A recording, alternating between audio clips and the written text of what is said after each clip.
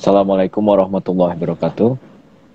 Rabbi shrah li sadri Waalaikumsalam warahmatullahi. wa yassir li amri wahlul 'uqdatam min lisani yafqahu qawli. Rabbi zidni ilman warzuqna fahman. Suara aku aman ya? Nggak harus deketin ke Aman. mic nih berarti nih. Oke. Selamat malam semuanya. Alhamdulillah kita kembali lagi ke dalam forum IG Live Self Inquiry and Philosophy. Setelah berapa lama ya? Kayaknya enggak. Tapi minggu lalu ditunda kalau nggak salah ya. Kita karena ganti jadwal. Sekarang ya pengumuman aja sedikit.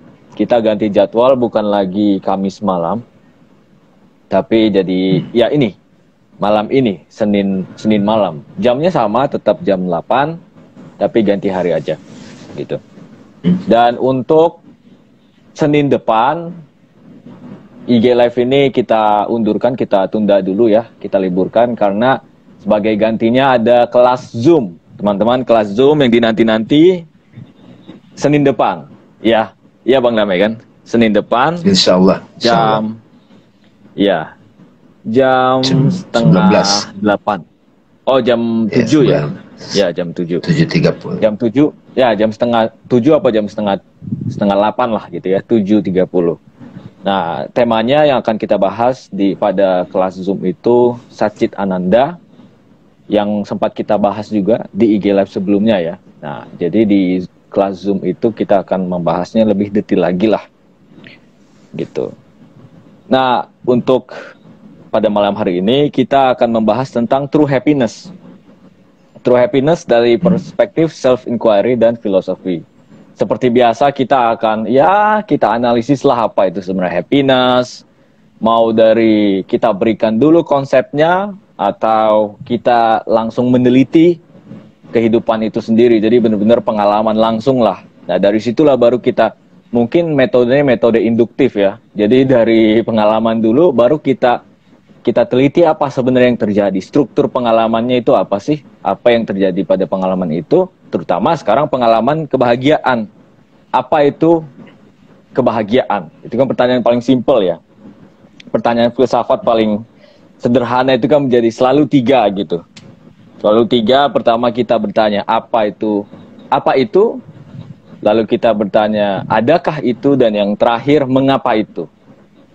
Nah, kalau objeknya adalah happiness, kita tanya dulu apa itu happiness. Iya kan? Nah, kenapa apa yang pertama bukan ada? Karena memang itu yang paling, pertanyaan apa, pertanyaan esensi, pertanyaan definisi itu memang paling sederhana yang bisa kita langsung kita dapatkan gitu, yang langsung menjumpai kita gitu. Sedangkan kalau adakah, itu baru lebih detail lagi. Jadi pertama kita bertanya apakah itu, lalu setelah kita udah mencoba banyak definisi nih, terus kita mikir-mikir lagi, sebenarnya yang kita bahas ini ada gak sih gitu kan? Kalau emang bener ada, adanya di mana gitu. Kita bahas dulu apakah itu happiness. Apa itu happiness? Itu paling gampang kan? Misalnya tiba-tiba kita disodorkan, ayo kamu happy lah. Bentar, apa itu happy? Gitu kan, itu dulu. Udah dangdung kita exchange, kita bertukar definisi, lalu kita malah bertanya, ini sebenarnya kebahagiaan ada di mana gitu. Setelah udah banyak definisi, kita bertanya sebenarnya di mana. Nah, di mana itu maksudnya ini, dia adalah pengalaman apa? Gitu, adanya di mana? Gitu sebenarnya yang dimaksud dengan pertanyaan ada dalam filsafat itu, teman-teman sekalian. Adanya di mana, bukan sekedar ada, ya emang jelas ada, buktinya kita pernah mengalami kan. Buktinya kita persoalkan sekarang. Nah, mungkin memang yang paling khas dari filsafat itu bertanya ada nih. Orang suka lupa bertanya adanya dulu. Itu orang langsung apa. Kalau apa mah sains biasa juga udah bertanya gitu kan. Ya, ibu-ibu arisan udah bertanya apa gitu. Jadi itu bukan filosofis paling permukaan lah. Nah, ketika adakah itu udah mulai dalam tuh. Ontologi itu keberadaan soalnya. Lalu yang ketiga mengapa? Kalau mengapa udah mulai lebih detail lagi. Mengapa kita bahagia? Mengapa? Atau langsung refleksi ke kita sendiri gitu. Mengapa kita harus membahas bahagia? Kenapa penting itu persoalan gitu kan? Nah, itu filsafat, teman-teman. Lalu kita hubungkan juga dengan self inquiry. Kalau self inquiry, kita langsung relate dengan pengalaman. pada saat kita merasa bahagia itu kapan sih kita merasa bahagia? Atau pada saat apa pengalaman-pengalaman yang kita sebut sebagai bahagia gitu? Nah, orang kadang ketika sudah berpikir atau menganggap sudah terlalu familiar dengan bahagia, mereka nggak mau bertanya lagi tentang itu. Udah jelas lah, ngapain lagi dibahas. Aku bahagia pada saat aku berliburan ke Dufan gitu. Atau aku bahagia pada saat dapat yang aku inginkan. Aku dapat mobil baru. Aku dapat ini, dapat itu, dapat hadiah. Ya, atau mungkin aku akhirnya menang pemilu gitu kan, siapa yang tahu. Aku menang perang gitu, siapa yang tahu kan. Bisa aja happy-nya karena itu. Nah, tapi akan tiba masanya ketika kita akan jenuh juga gitu. Ya kan? Kita sudah mengalami itu semua. Kita sudah mengalami kalau kita bahagia hanya liburan, pas nggak liburan nggak bahagia gitu. Ya, banyak yang kayak gitu. Karena bahagianya hanya di liburan saja. Atau mereka yang meraih objek, mereka pikir itulah bahagianya. Pada saat objek itu nggak terjadi, nggak bahagia. Wah, itu anak muda banyak lah perihal resolusi kan. Gitu, nggak kecapai gitu kan. Nah, akhirnya kita mulai bertanya sebenarnya bahagia itu apa sih? Nah, ini ada dua kubu nih, tapi kubu yang paling sering anak muda adalah sinis mereka. Oh, ya udah, emang begini hidup gue gitu. Maksudnya hidup ini messed up. Nah, aku nyebutnya messed up culture kali ya. Messed up itu berantakan gitu. Udahlah, hidup berantakan, gak usah bahagia. Gitu. Nah, banyak orang bilang ini malah orang-orang pinter kayak begini. Orang-orang yang kritis gitu. Mereka yang kritis, mereka yang jeli. Ada tuh kata-kata populer sekarang. Mereka yang pinter jarang bahagia. Ada benarnya juga sih mungkin. Jadi overthinking. Nah, tapi mereka yang nggak mikir. Segalanya ya. Iya. Kayak jeli gitu mikirnya. Terus mereka anggap iya ini hal yang harus kubayar gitu. Karena aku terlalu jeli melihat segalanya. Aku jadi nggak bahagia gitu. Di sisi lain ada yang mereka nggak mikir. Udah nggak usah mikir lah. Tapi dianggap happy gitu. Happy. Ini konsumeris nih, orang-orang konsumeris, hedon gitu. Udahlah nggak usah mikirin itu. Langsung aja ke bar minum-minum, enak lifestyle. Happy mereka bilang. Nggak usah mikir yang filsafat itu. Udahlah kita minum-minum aja. Nah, itu ada dua kubu itu tuh terpecah. Nah, teman-teman, kalau teman-teman cukup mengikuti Swaguru, kita sadari ada dua kubu seperti itu dan kita melihat keduanya sebenarnya perlulah. Artinya bukan hanya kita perlu meneliti, tapi kita juga perlu melampaui pemikiran gitulah. Istilahnya akhirnya kita ya sebutlah merasakan atau mencapai kolbu gitu kan, kesadaran yang melampaui pikiran gitu. Nah, barangkali mereka yang hedon, mereka yang konsumer itu tadi miss the point. Jadi tidak sampai kepada kesadaran kebahagiaan, tapi malah hanya kebahagiaan yang perasaan kesenangan doang gitu. Itu. Jadi kita bisa melihat, oke, kita perlu berpikir, kita perlu meneliti. Kita bisa benarkan juga mereka yang sinis itu. Perlu, jangan take it for granted. Itu kalau ada yang sangat prinsipal dalam Swaguru kan gitu kan. Jangan terima utuh-utuh gitu loh. Tapi tetap kita terima dulu, maksudnya jangan langsung, udah nggak dipikirin lagi, nggak. Tetap kita meneliti sesuai pengalaman dan pengetahuan, selidiki. Terus mereka yang berpikir, kita menangkapnya adalah melampaui pikiran. Selama pikiran masih rasional, selama pikiran masih yang berpikir sinis tadi, malah happiness itu nggak dapat gitu loh. Aneh gitu, happiness nggak dapat. Nah, kira-kira begitulah pengantar aku. Sorry mungkin kalau sedikit sudah terlalu membuka banyak potensi, tapi nggak apa-apa. Insya Allah bisa seru pembahasan ini. Silakan Bang Dame. Terima kasih Bang Arif, terima kasih teman-teman yang sudah hadir di sini. Bismillahirrahmanirrahim. In the name of God, the most merciful and compassion. Assalamualaikum warahmatullahi wabarakatuh. Sahabat-sahabat pendengar Swaguru, Bang Arif yang sudah membuka dialog ini. Bersyukur kita pada Allah Subhanahu wa Ta'ala, malam ini kita bisa menyapa teman-teman, membahas tema-tema yang sangat esensial dalam kehidupan, Mudah-mudahan dialog ini bisa menjadi bisa dicicipi oleh teman-teman langsung. Dan kita khusus menelitinya dari perspektif filosofi, sudah diantar tadi, dan juga setelah kita ketahui teliti secara detail, nah relasinya dengan kehidupan kita apa gitu. Itulah gunanya self inquiry gitu. Nah, teman-teman sekalian, kita akan membahas true happiness. Dan siapa yang tidak tertarik pada kebahagiaan? Kalau main definisi yang paradok, ya sudah, lawannya bahagia ya menderita gitu loh, kan gitu. Nah, kalau langsung ke self inquiry adalah saya memulai hari saya gimana, happy atau menderita gitu, kan begitu aja. Nah, di sini kita akan meneliti dengan seksama, karena kalau kita kutip kata-kata Aristoteles yang sudah di caption sama di undangannya, the final destination, the final purpose of life, kata Aristoteles, adalah happiness gitu. Imam Al-Ghazali juga menulis buku, Bang Arif, namanya Kimiyatus Sa'adah. Kimia kebahagiaan gitu. Karena ini pembahasan abadi. Jadi nanti kalau zaman Star Wars misalnya, kalau memang nanti Star Wars itu udah canggih-canggih semua, udah ke Mars atau apalah namanya kan, metaverse gitu, manusia akan kembali bertanya kepada hal-hal yang sangat fundamental. Saya bahagia nggak dengan ini? Saya bahagia nggak dalam hubungan saya? Saya bahagia nggak dengan kuliah saya? Saya bahagia nggak dengan keadaan saya gitu. Nah, di situ kita akan menemukan bahagia yang tergantung pada sesuatu, teman-teman. Bahagia tergantung pada respon pasangan. Bahagia tergantung pada nilai saya bagus. Bahagia kalau duit saya banyak gitu. Nah, bahagia-bahagia yang seperti ini, nah kita akan selidiki dalam pengalaman kita. Ada nggak sih bahagia yang permanen? Atau orang yang saya cintai meninggal, orang yang saya sandari meninggal gitu. Gimana saya gitu? Jadi sangat penting pembahasan true happiness ini, teman-teman. Teman-teman silakan nanti kalau mau bertanya supaya kita bahas.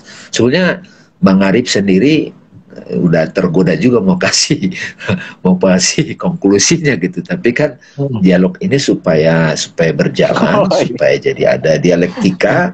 Kan biasanya kan ya tadi Aristoteles bilang tujuan terakhir manusia pada akhirnya apa? Bahagia. Baik saat proses, baik saat beraktivitas, ataupun mungkin the end of my body gitu. Saya nggak nyebut mati. Berakhirnya tubuh ini karena masih ada kehidupan. Gitu, teman-teman. Nah, kalau mau langsung merasakannya direct path, itu sebetulnya selain pertanyaan apakah, Bang Arif, ini menarik juga tuh pengalaman saya, teman-teman. Kalau dulu tahun 2005 ini saya kasih materi ini di kantor-kantor, judulnya The Secret of Happiness, rahasia kebahagiaan at work gitu. Sampai Dalai Lama pun menulis buku tentang itu, Secret of Happiness sama Secret of Happiness di at work gitu. Ini lagi-lagi nih ada satu buku dari Ramana Maharishi kan, langsung True Happiness. True Happiness sudah judulnya. Iya, terus Robert Spira juga menyebut itu tentang peace gitu. Kadang-kadang membedakan antara peace dengan happiness.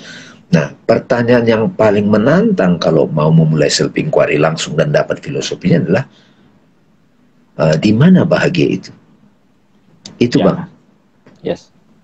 Pertanyaan kedua. Nah, lagi-lagi kita mulai lagi dari asumsi ada luar dan dalam dulu deh. Di luar apa di dalam? Nah, di situ akan mengajak teman-teman itu langsung tuh. Biasanya sih jawabannya di dalam gitu. Iya, yes. Beneran nih nggak di dalam, bukan di duit gitu kan. Betul. Bukan di makanan. Nah, itu dia ragu-ragu lagi tuh. Tetapi pada akhirnya itu jawaban yang sering muncul dalam riset saya, dialog-dialog itu, interview Bang Arif. Itu dia bilang di dalam. Kasih lagi jawab lawannya supaya paham nih. Kan tujuan dari dialog ini juga biar berasa dia tidak hanya terjebak pada diskursif konsepsional. Derita di mana? Di luar apa di dalam? Dia jawab juga Bang Arif, di dalam. Oke. Derita di dalam. Bahagia di dalam. Kalau dalam situasi apapun, pilih mana? Ya, mulai dari situ sebetulnya kita sudah mulai ada satu kesadaran dalam diri bahwa saya bisa memilih mau bahagia atau menderita. Ini kan masih bahagia dalam konteks ada lawannya Bang Arif. Yeah. Nah, bahagia yang dalam konteks ada lawannya ini, nah sebagian menggunakan kata yang berbeda Bang, bukan bahagia, senang. Derita dan senang. Ya. Nah, tapi nggak penting terminologinya nih. Suka, duka, derita dan senang. Nah, sebagian juga menggunakan terminologi damai itu lebih dalam, Bang. Ya. Kalau damai itu nggak lagi tergantung apapun. Peace. Contohnya Robert Spira itu lebih menguatkan pada damai itu adalah lebih esensial gitu. Tapi kalau kita dalam konteks bahasa sehari-hari, happiness itu lebih esensial daripada kesenangan. Kesenangan kaitannya dengan desire, kebutuhan tubuh. Ya itu appear and disappear, datang dan pergi teman-teman. Nah, ketika kita bertanya true happiness, kita akan masuk kepada yang tidak berubah dalam situasi apa. Gimana kita menemukan itu? Bagaimana kita menyadari itu? Nah, bagaimana dengan pengalaman kita sehari? Bayangin kalau anak mahasiswa misalnya Bang Arif, dia udah tahu, dia sudah recognition, sudah realization bahwa true happiness. Wah, itu keren tuh. Dia bisa bermain-main kemana-mana dengan segala fokus pikirannya di dunia digital, tapi sebentar-sebentar dia bisa balik kepada true happiness. Bahkan saat dia melakukan aktivitas penjelajahan digital itu kan yang disebut dengan sosmed itu, dia tetap bisa bersama kesadaran bahagia itu. Nah, jadi teman-teman sekalian, di sini kita bisa mulai definisikan, masih kita pakai hierarki, bahagia yang tadi itu masih terletak pada state of mind. State of mind, Bang. Makanya banyak orang bilang, ya kalau pikiran saya oke, ya saya bahagia gitu, apapun yang ada di luar. Ya. Tapi kan apa yang ada di batin kita kan mau nggak mau saling berpengaruh dengan yang di luar, Bang. Ya. Nah gitu. Nah disitulah mistikus khususnya. Ini bukan psikolog, bukan motivation, bukan motivator. Ini filosof yang sampai kepada mistik, metafisika. Menemukan, Bang Arif, true happiness itu tidak tergantung pada state of mind. Tidak tergantung pada perasaan.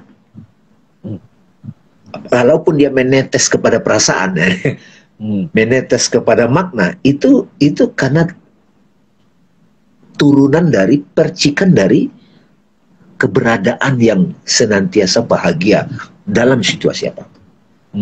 Nah disitulah akhirnya saya mengutip Ramana Maharishi mengatakan bahagia itu adalah menjadi apa adanya diri.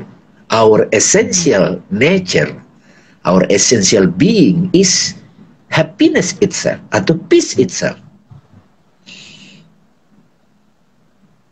Jadi menyadari. Nah kalau Imam Al-Ghazali menyebut adalah ala bizikrillahi tatmainul qulub gitu. Itu kutipan aku ya. Ingatlah hanya dengan Allah hati tentram. Bahkan hati itu sendiri adalah tentram itu. Jadi tapi Imam Al-Ghazali membuat satu pengantar dulu. Buya Hamka juga menulis buku Falsafah Hidup ataupun Tasawuf Modern. Itu bab pertama itu tentang happiness, pencarian manusia. Ujung-ujungnya beliau menyimpulkan bahagia itu pada akhirnya yang tak tergantung oleh apapun adalah zikrullah. Nah sekali lagi ketika when I say zikrullah, teman-teman berpikir wirid gitu kan. Allah la ilallah ataupun chanting om gitu kan kalau mau pakai tradisi mantra gitu. Tapi kalau sudah belajar metafisik atau tasawuf mistisisme, zikrullah itu adalah bukan mengingat objek, Bang. Kalau bagi orang umum kan dualitas mengingat itu saya mengingat mobil misalnya, saya mengingat seseorang ada objek yang diingat. Tapi zikrullah bukan mengingat objek, Bang Arif. Zikrullah adalah ingatnya sang kesadaran gitu. Iya. Being aware of being aware. Nah, gitu teman-teman. Nah, perjalanan kita atau ingatnya kita kembali akan our essential nature. Di situ kita nggak butuh apapun, kita bahagia itu sendiri. Nah, kadang-kadang disembulkan dengan hakikat bahagia itu dengan space, Bang Arif. Kalau batin itu peace, Bang Arif, nggak ada penolakan, nggak ada resisten, nggak ada agitasi gitu, nggak ada perang. Sebenarnya kata-kata berdamai dengan diri sendiri itu agak ambigu, Bang. Iya. Nggak ada yang perlu berdamai kalau kita jadi space. Ya, tentu kalau dalam praktik space itu kan begitu kita menutup mata, teman-teman, kita udah langsung jadi space loh. Iya. Begitu kita menutup mata, kita udah jadi space. Bukan room loh ya. Kalau room kan kita identikan dengan fisik gitu. Ada kamar, room gitu. Tapi kalau space itu tanpa batas. Nah, hakikat diri kita itu kalau mau describe secara biar lebih nangkap, itu space. Nah, space itu ya sebetulnya nama lain dari langit, Bang Arif. Iya. Samawati, angkasa. Langit itu bukan biru loh, teman-teman. Itu optic illusion. Ya. Ketika saya katakan langit biru, itu sebenarnya penampakannya biru. Kalau misalnya ya terbang ke sana gitu, itu tidak ada biru. Yang ada adalah space tanpa batas, kekosongan, Bang Arif. Yes. Bagaimana saya merasakan, mengalami, mengingat saya kosong? Ya, meditasi, zikir, silent, hening, suwung. Nah, ketika saya sadar bahwa our essential being, our essential self is space, nah, saya adalah damai itu sendiri. Saya adalah peace. Nah, bahwa tampak di dalam ruang batin kita objek, muka seseorang, ada lagu, ada suara, image lagi, Bang, imaginal, realitas imaginal, itu kita nikmatin gitu. Kesadaran menikmati apa yang nampak di situ, tapi tidak lock in sama apa yang nampak di pikiran, apa yang nampak di ruang batin. Nah, ketika kita buka mata, kita lock in pada mobil. Ketika bahagia saya pada mobil yang bagus itu baru beli. Ketika mobil itu kegores, mobil yang tergores rasanya di sini, gitu, kegores gitu. Iya kan? Nah, jadi, itulah sifat dari kalau bahagianya kita itu masih depend on objek. Tergantung pada objek fisik, katakan begitu, atau objek imaginal, objek makna. Ya. Nah, ini penting nih disadari, dan kalau sudah ini dihayati dan di recognize gitu ya, realization, maka kita akan menikmati momen apapun dinamika kehidupan ini. Ini kita langsung aja nggak usah mutar-mutar kan, karena betul. Happiness yang ini yang kita bahas, yang sudah tadi mutar-mutar itu, true happiness itu bukan state of mind, bukan state of soul, bukan perasaan, bukan kondisi pikiran, bukan perasaan, bukan kondisi emosi. Kalau misalnya kita, saya bahagia kalau begini, perasaan ini nikmat, tapi setelah itu nanti nggak begitu lagi kan, kita jadi kecewa. Ya, nggak bahagia lagi. Jadi tidak bahagia lagi. Nah, karena itu proses penyelidikan kita, teman-teman, sampai pada satu titik, nah, kita merasakan, kita menyadari bahwa I am is happiness itself. Makanya nggak ada cerita kalau mau mengetahui bahagia, mengenal diri, nggak ada cara lain. Iya. Knowing yourself. Betul. Ya kan? Knowing yourself terus sampai nanti kita akan menikmati berbagai ekspresi dari pikiran, ekspresi imajinasi kita di sebelah kreativitas. Kalau kita misalnya keluar dari kebiasaan lama namanya inovasi gitu kan. Ketika kita menikmati perasaan ini namanya antusias gitu. Ketika kita kayak berkorban banget kelihatannya itu disebut kerja keras gitu. Silakan kasih nama. Ketika kita tuntas melakukan, wah itu disebut orangnya, ya pokoknya kelar deh kalau udah sama dia gitu. Nah itu sebabnya teman-teman ya, guru-guru itu bahasa lain dari, kalau dalam konteks aktivitas, bahagia itu kadang-kadang mereka sebut pas, Bang Arif. Cukup. Oke. Nah cuman kalau bahasa tasawufnya kadang disebut hasbiyallah wa ni'mal wakil, ni'mal mawla wa ni'man nasir.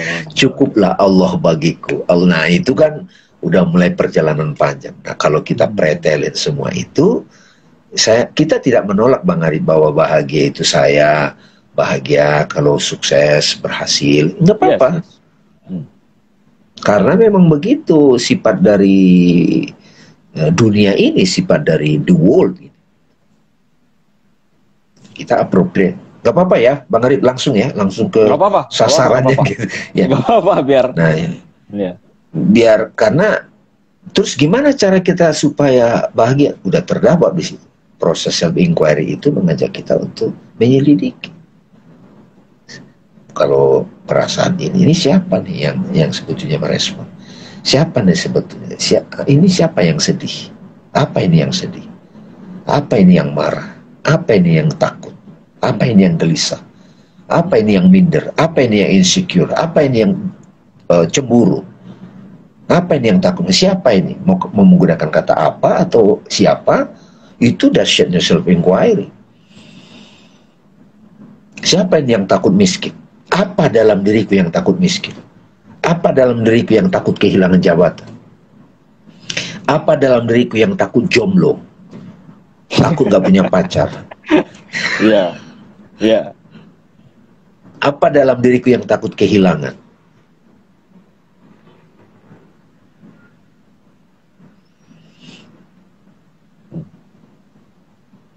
Ada mungkin menganggap, ada yang mengatakan, jadi saya datar dong. No, enggak datar.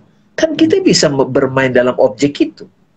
Itulah nama lain dari si bahagia atau our essential nature itu. Begitu dia lock in pada ciptaannya dan menikmatinya, itu namanya love. Gitu kan. Yes. Love.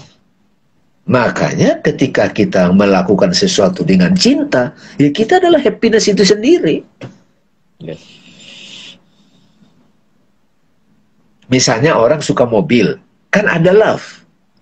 Karena mobil itu dia merasakan itu dirinya, tetapi bukan hakikatnya, bukan absolutely gitu.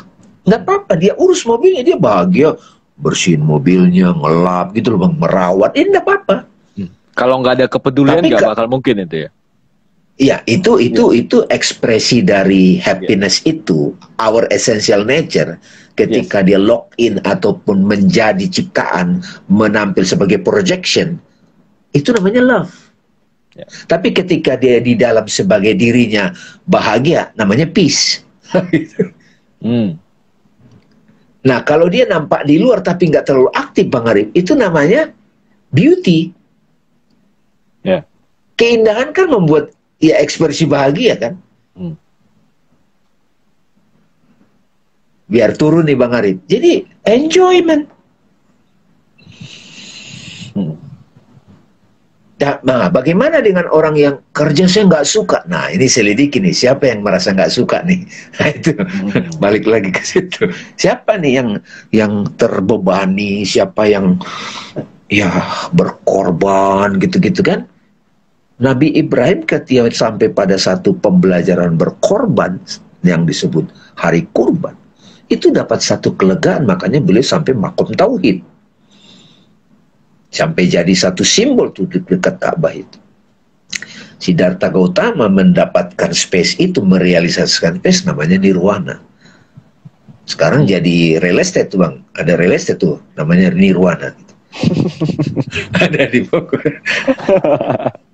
Ya kan, space tanpa batas, gitu. Kebahagiaan yang tanpa batas, gitu. Abundance.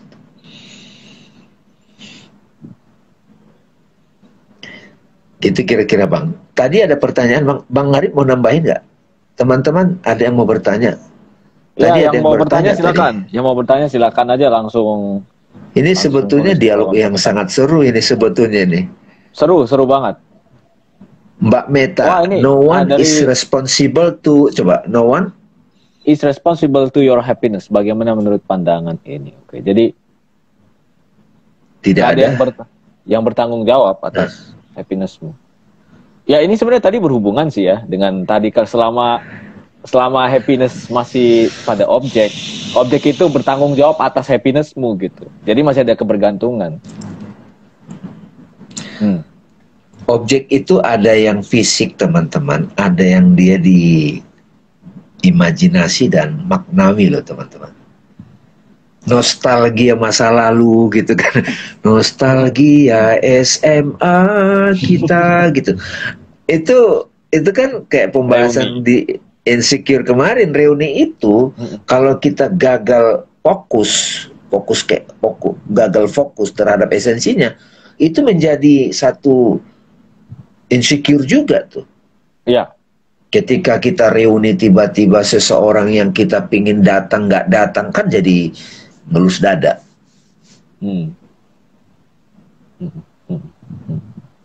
Dan memang yang penting itu tadi sih. Sebenarnya intinya cuma satu statement lah bisa disebut dengan hanya satu statement. Happiness bukan perasaan gitu. Kebahagiaan bukanlah perasaan, bukanlah state of mind. True happiness ya. True happiness ya. Iya, true happiness ya. Harus di. Iya. Soalnya ya happiness juga banyaklah pengertiannya kan. Tapi true happiness yang pada akhirnya true happiness mungkin yang benar-benar dimaksud oleh Aristoteles gitu. Yaitu karena tujuan utamanya itu kan, tujuan utama manusia pada akhirnya untuk realize itu. Iya, soalnya kalau masih dalam perasaan, happiness perasaan, yaitu tadi objek-objek jadinya kan, perabot-perabot dalam ruangan, bukan ruangan itu sendiri. Kenapa? Karena ya bisa come and go. Kalau ruangan nggak bisa berubah, ya udah, dia begitu saja. Gitu. Kalau mungkin bahasa filosofisnya ya, kebahagiaannya ini ontologis gitu loh. Keberadaan berhubungan dengan keberadaanmu, eksistensimu, bukan yang etis gitu, bukan yang bahkan estetis dalam arti psikologis malah, bukan yang psikologis gitu. Apakah ini apakah money can buy happiness? Ya selama masih psikologis ya bisa-bisa aja, tapi happiness, the true happiness bukan begitu. Kenapa? Ada pertanyaan ya? Iya, coba Bang izin bertanya Jati Waluyo. Gimana cara mengakses true happiness tersebut? Gimana cara membuat rasa tersebut permanen ya? Oke. Gini Mas Jati Waluyo ya. Ini sebetulnya pertanyaan yang meminta praktek sebenarnya. Tapi sebetulnya teman-teman sebelum praktek penting sekali untuk sadar. Sadar ini berkaitan dengan ya understanding, prosesnya kan understanding yang paling mudah itu dari akal gitu. Nah dialog kita malam ini sebetulnya proses understanding pakai akal. Lalu nanti the real understanding itu sebetulnya realization gitu. Knowing gitu ya, makrifat nih kalau bahasanya, makrifat, recognition, realization gitu. Nah bagaimana cara mengakses rasa true happiness itu? Kalau tadi dikatakan true happiness itu adalah our essential being, keberadaan kita, hakikat diri kita, maka caranya adalah kembali kepada proses perjalanan kita untuk ingat kembali siapa diri kita, discover your true self. Nah di dialog Swaguru ini kita selalu mengingatkan yang namanya self inquiry. Nah jadi kalau misalnya kita masih tergantung rasa bahagia itu, ya perjalanan kita masih tergantung pada fenomena, situasi. Ada situasi yang menghunjam. Kalau Bang Arif kan suka nyebut itu, krisis itu sebenarnya pintu hadirnya kebenaran, hadirnya bahagia yang membebaskan itu. Seperti kata Rumi, derita itu adalah apa Bang Arif ya? Derita itu luka yang adalah pintu masuk cahaya ke dalam diri. Kayak lubang pintu gitu, Bang. Jadi setidaknya di sini teman-teman kita itu jadi kalau ada luka yang menganga, ya oke, kita akui ini luka menganga. Itu sebenarnya proses perjalanan tuh. Nah, banyak orang kan skip, aduh gua nggak mau nih. Tapi nongol lagi. Karena dia minta disikapi luka ini. Dia minta disikapi, dia minta dibaca, dia minta diselidiki. Karena aku ini utusan Tuhan gitu loh kira-kira. Aku ini ayat Tuhan, makanya aku berulang-ulang datang. Kalau dalam konteks sehari-hari kan bahkan 10 tahun mengingat mantan, datang lagi luka, ingat lagi luka lagi. Ya udah sih dialog. Nah, dialog sebuah guru ini mengajak teman-teman untuk melakukan satu proses understanding. Ini juga sama dengan meditasi, teman-teman. Tafakkur, ikro itu. Ya. Nah, begitu kita mulai melakukan proses understanding, memaknainya, pelan-pelan di situ nanti ada satu pengalaman, teman-teman. Ini siapa sih yang mengalami sedih ini? Gitu kira-kira. Siapa sih yang mengalami takut ini? Nah, disitulah kita mulai secara akal dulu membedakan aku dan sedih, aku dan marah. I am anger, I am sad, I am jealousy. Kan ada I am di sini yang selalu sama gitu. Jadi bukan I am identik with sad. Aku identik dengan sad, sedih, enggak. Aku identik dengan marah, enggak. Sekarang mulai ini, saya katakan ini dahsyat ini. Kapanpun teman-teman mengalami situasi, waduh saya cemburu. Bukan lagi, I am aware of this feeling. Mau kasih nama cemburu, monggo. Mungkin apa? Oh, saya cemburu. Cemburu kan bisa kalau berproses itu bisa pingin menonjok orang tuh. Aku cemburu, itu lagunya siapa tuh? Apa lagunya? Pacarku, gitu. Aduh. Lupa. Nah, aku cemburu. Kalau lagunya Ariel kan, dan terjadi lagi. Kisah lama terulang kembali. Nah itu kan belum. Nah, terus begitu dibaca, mungkin berapa kali kejadian, mungkin 10 kali kejadian fenomena itu datang, baru dia dapat, oh selama ini saya lupa yang menyadari sedih. Nah, begitu kita bisa menyadari ada yang sang kesadaran, ada objek perasaan sedih. Nah, di sini tiba-tiba kita mengalami satu alertness, kewaspadaan batin, bertakwa kalau dalam Al-Quran, muttaqin. Nah, cara muttaqin gimana supaya permanen? Ya latihan puasa Ramadan 30 hari dalam rangka itu juga. Wah, betul. Iya kan? Iya kan? Lagi nih, latihan 30 hari. Saya tidak lagi, saya nahan dan mengobservasi kalau pikiran perasaan yang selalu overthinking inilah gitu. Gitu Mas. Jadi puasa salah satu latihan ininya. Puasa dalam arti tirakat ya.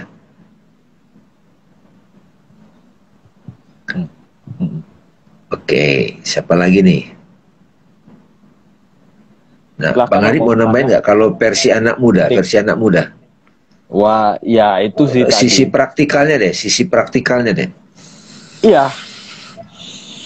Benar-benar dimensi bahwa tadi happiness itu mungkin ketika disebut rasa bahagia itu mungkin itu tadi deh. Kesalahannya malah kita akan jatuh lagi ke dalam identifikasi kebahagiaan sebagai rasa. pada sebagai perasaan, Objek. padahal kan state apa ya, sebagai ya udah true state-nya, your true state, your true self itulah ruangnya lah gitu. Mungkin teman-teman sekarang sudah lebih mudah gitu, bukan perabotnya kebahagiaan itu, ruangnya mau perabotnya ini, perabotnya itu, selama ruangnya sama ya udah ada gitu. Nah kalau mau praktis ya, jadi ini aku baru ingat juga barusan, aku tuh pernah sakit, tapi bukan sakit yang mental itu enggak, sakitnya sakit fisik. Aku lupa sakit apa ya, tapi aku masih kecil umur SMP lah, SMP itu aku sampai nginap di klinik, Bang Dame, nginep di klinik aku ini di infus loh. Nah itu kan kalau teman-teman yang juga pernah di infus gitu berapa hari, tentu akan merasakan aduh sakit, panas gitu kan, demam. Intinya kayak kita nggak bisa keluar dari situ. Tapi aku sempat mengalami perasaan, atau lebih tepatnya pengalaman ya, bukan perasaan, experience. Pas aku diem, ya itu tadi yang Bang Deme bilang, ada loh yang merasakan gitu loh. Orang suka lupa yang halus itu. Jadi oke, aku sakit, tapi ada akunya gitu, paham gak sih? Ada aku dan ada sakit gitu. Jadi, nah menyadari itu saja, aku udah tahu tuh, aku itu nggak pernah sakit. Nah, gimana teman-teman, dapat gak sih? Gitu, itu perasaan, itu pengalaman yang aku yakin semua kalau diem aja, jeda deh, diem aja deh, nggak usah mikir kemana-mana, diem dulu aja. Loh, ada yang diem gitu, apa? Loh, ada yang menyaksikan. Nah, itulah happiness-nya gitu kan. Itulah subjek, itulah sang kesadaran. Tiba-tiba kita sadar bahwa aku bukan sakitnya. Meskipun emang sakit, emang aku susah berdiri pada saat itu. Tapi ada yang menyadari aku susah berdiri. Ada yang menyadari aku demam, gitu loh. Gitu teman-teman. Nah, kebanyakan orang kan kesalahannya di situ. Maksudnya, ya itulah cerita hidup mereka yang kalau nggak disadarkan terus-menerus berulang-ulang. Ya kita semua begitu. Kita mengidentifikasi diri kita dengan yang tadi itu, yang objek itu, yang sakit itu, yang susah berdiri itu. Padahal aku itu sebenarnya nggak bakal bisa sakit. Berdiri pun juga nggak bisa kayaknya yang aku itu. Dia akan selalu ada.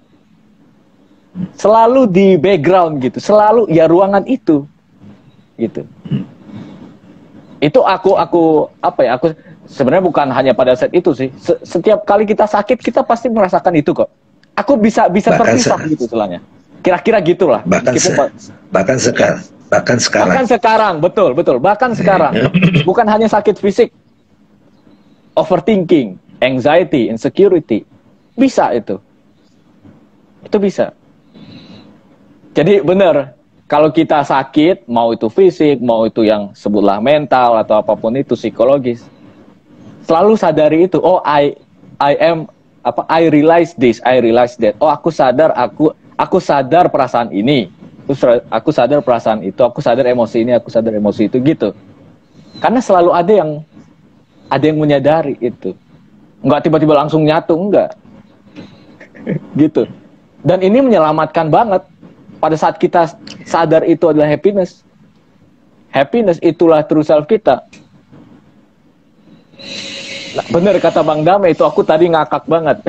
Berdamai dengan diri sendiri itu agak ambigu, dalam arti kayaknya berdamai ini lebih orang-orang maksud sebenarnya acceptance kali ya. Accept dulu, tapi itu kan bukan, itu belum cukup gitu loh. Itu masih gerbang. Itu emang jalannya, benar. Semua pasti melewati itu, tapi nggak cukup di situ. Memang harus berdamai. Maksudnya mengakui dulu aku salah, aku rusak, aku berantakan, itu dulu kan. Tapi teruslah berjalan sampai menyadari bahwa pada saat kamu mengatakan kamu rusak, udah ada diri sejati di situ. Nah, itulah yang di belakang gitu kan. Kira-kira begitu sih. Ya, makasih Bang Arif ya. Sebetulnya pengalaman Bang Arif itu yang juga sebenarnya kita sering menyadari itu, cuman kita tidak ngeh gitu. Seperti yang sering saya ulang-ulang, seorang profesor misalnya dia naruh di sini kacamatanya gitu ya, ini di kepalanya gitu ya, Terus dia sibuk, mana kacamata saya, mana. Wah, sampai dia pusing. Tiba-tiba ada ngasih, Pak, itu? Oh, iya ya. iya, betul. Wah, ini ternyata saya nggak ngeh gitu. Nah, itu namanya terlupa gitu. Kalau dalam Christianity namanya terjatuh. Kita identifikasi diri kita dengan tubuh gitu, dengan personality. Sekarang ada tambahan, Bang, kita identifikasi diri kita sebagai gambar yang ada di Instagram, PP. Gambar yang ada di Facebook gitu, PP itu gitu. Dan cerita kehidupan ini sebetulnya mengajak kita untuk kembali ke situ. Nah, kalau di agama sering sekali disebut bahagia itu bliss. Nah, itu nanti kita bahas di minggu depan, Senin depan ya. Kita mau bahas. Jadi Ananda. Happiness ini dalam bahasa ini ananda gitu. Bliss. Aspek blissnya, aspek ananda. Such itu keberadaan, chit itu kesadaran, ananda itu bahagia gitu. Dan ini sangat esensial, teman-teman, ajaran yang perennial, abadi, mau zaman kapanpun ini akan selalu dicari ataupun berlaku gitu. Beda ekspresi aja. Nah, kalau ada cerita-cerita dari para suci, Bang Arif, sufi, dia sebelum dioperasi nih, kalau udah berkat itu ya Ramana Maharishi, Bang Arif, dia jadi itu dulu, jadi ruang itu dulu, Bang. Ya, betul. Begitu dioperasi, dia lepas dari itu, dia nggak kena gitu. Nah, kalau kita kan dibius, kalau kita dibius gitu. Kalau dibius kan kita nggak lock in sama tubuh itu, udah di otak-atik kan. Tapi ini butuh latihan, teman-teman. Ya, alhamdulillah nih Bang Arif sudah rasanya udah dapat lah untuk ini. Udah, ya. Betul. Nah, udah dapat sehingga. Terima kasih juga tadi Bang sharingnya itu. Jadi ya terus terang kalau mau latihan ya, misalnya nih kebelet nih ya, kan di mobil kebelet mau kemana ke belakang, itu kan sensasi tuh sebenarnya, sensasi kebelet. Tapi kalau kita cukup bisa jadi jadi sang sadar itu Bang, itu tiba-tiba nggak kebelet loh. Cuman kalau di kampung Bang, itu pegang batu caranya. Disuruh pegang batu. Ya, tahu. Padahal sebetulnya biar kita fokus kepada sang ruh itu nggak tersentuh apa-apa. Iya, karena selalu ada di situ juga. Dia pun yang kebelet sebenarnya. Dia pun yang sadar itu kebelet. Tapi Bang, ada yang menarik Bang. Tadi kan kita selalu sadar sang sadar itu. Tapi ketika dia, ya ibarat layar lah. Saya suka contohin kayak layar screen, layar laptop. Screen itu adalah true self, true happiness, true diri sejati. Tiba-tiba di layar itu nampak gambar. Gambar itu kan misalnya di film di situ ada ada pemboman, ada pembunuhan. Layar nggak rusak kan? Jadi begitu kita sadar sang layar, itulah sebetulnya background kedamaian yang tak terganggu oleh aktivitas yang menampak di layar itu. Tapi yang menarik Bang, ini sebenarnya tantra ini Bang, tantra. Tapi kalau dikaitkan dengan ini, sebenarnya inilah cinta. Gambar itu adalah layar Bang gitu. Saking itu juga dia enjoying gitu. Iya. Betul. Sedih itu dia nikmati seperti aktor lagi acting sedih gitu. Seperti aktor lagi acting marah gitu. Seperti aktor lagi acting putus asa, justru begitu actingnya ngelangsa banget, nah itu berhasil banget. Nah itu butuh ide juga tuh, kematangan gitu. Nggak ujuk-ujuk kan, nggak tiba-tiba langsung. Nggak ujuk-ujuk. Ini kesadaran kok gitu. Nggak bisa gitu, harus sadar dulu kesadarannya gitu. Iya kan? Iya. Jadi kayak betul. Kayak apa ya? Ujung-ujungnya kita pikir kita ego, terus bukan, aku bukan ego. Terus aku pun juga yang menampil gitu jadinya. Jadi ada dua ini. Ada dua. Makanya kalau Hegel dia kan tesis untuk sampai ke yang lebih tinggi harus ada antitesis dulu. Nggak bisa langsung sintesis gitu. Tesis, antitesis, baru sintesis. Aku pikir aku ego. Aku bukan ego. Ego pun penampilanku. Itu pun juga aku gitu akhirnya. Jadi itu kan misalnya. Betul. Aku pikir aku gambar. Oh enggak, aku layar kok. Oh, gambar pun adalah layar. Gitu jadinya. Yes, Ya yes, kan? yes, yes. Gitu. Kira-kira. Wow. Nah, ini cara mengaksesnya berarti melalui self inquiry atau ikrar. Terima kasih. Betul, Mas. Ini ya, of course ada orang zikir, wirid gitu. Tapi kalau teman-teman terbiasa dengan self inquiry dan ikrar, itu langsung ke core-nya gitu. Begitu kita dapat kesadaran itu, menyadarinya, oh itu luar biasa. Ada Bang Ferry. Ini very bit. Ayolah. Siapa yang berdamai dengan diri sendiri nggak mudah, saya mengakui itu. Ya. Enggak, Ferry bilang ini ya. Hayo, siapa yang menyadari aku diam? Iya itu bro, pertanyaannya itu. Jadi kalau ngerasa ribet udah itu tuh yang bertanya tuh. Siapa yang menyadari ribet itu? Nah, ini udah kelar pada keren banget. Keren ya Bang Dame, keren ya Bang, sadari siapa saja ya Bang, karena sang ruh tidak merasa. Ya, sang ruh tidak bisa merasakan apa-apa, saat yang sama dia bisa menjadi apapun. Nah, ya. Makanya kan peristiwa ini, peristiwa aktual di dalam anak-anak ya, dunia anak-anak. Mereka yang insecure, anxiety, akhirnya cutting. Tahu cutting nggak? Cutting itu, jadi dia menyakiti diri sendiri. Karena terlalu ribet di mental, dia mental di ruang batinnya itu dia nggak tahan. Akhirnya dia jatuhin ke fisik gitu. Iya, menyakiti diri sendiri, cutting. Yang misau-misau gitu kan, misau-misau tangan. Nah, itu tadi, dari beberapa orang-orang yang pernah melakukan itu, aku juga kenal beberapa, mereka merasa NUMB bahasa Inggrisnya, bahasa Indonesianya itu nggak berasa apa-apa tiba-tiba, gitu. Sakit pun nggak mereka rasa, gitu. Iya kan? Wow. Mereka pun saking hancurnya gitu diri mereka. Nah ini jadi berhubungan dengan krisis gitu. Jangan-jangan emang sang subjek di situ yang atau kesadaran sebenarnya yang hadir, tapi mereka ironisnya nggak sadar gitu istilahnya. Mereka kurang ilmu aja. Nggak dapat. Iya. Mereka masih fokus ke objek juga kan. Nggak sadar apa yang terjadi. Disitulah pentingnya swaguru itu kan, bertemu guru. Untuk ngasih tahu, menekankan. Karena si guru itu udah sadar duluan. Betul. Ya aku rasa insecure itu ya memang gerbangnya. Insecure, cemas, jangan dibuang itu. Sambutlah dengan baik, dengan lapang dada. Ketika cemas itu, ada sesuatu yang terjadi, ada sesuatu yang mau hadir. Makanya kita harus benar-benar menyambutnya. Artinya kita benar-benar fokus kepada yang hadir itu. Jangan salah sasaran. Dan itu kata Rumi, kutik lagi supaya tidak dianggap, supaya ini Rumi ya. Derita, luka adalah luka yang menyakitkan itu, yang robekan itu adalah pada saat yang sama gerbang masuk cahaya. Dirimu, iya kan? Iya betul. Gitu. Ya kalau kita ngutip ayat mungkin ya itulah insyirah al-insyirah. Innamal isra innamal yusri usra fa innamal usri yusra.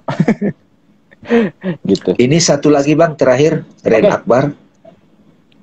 Pertanyaan baru kita closing. Bagaimanakah tips bersabar? Sebagaimana sabarnya Allah, sedangkan sabarku terbatas. Sabarnya Allah tidak terbatas. Ya, Pak Ren, kan ini sebetulnya implisit Bapak sudah mulai menyadari bahwa sabar itu nama Tuhan. As-Sabur kan, dalam Asmaul Husna. Nah, diri sejati kita itu ilahi, Pak Ren.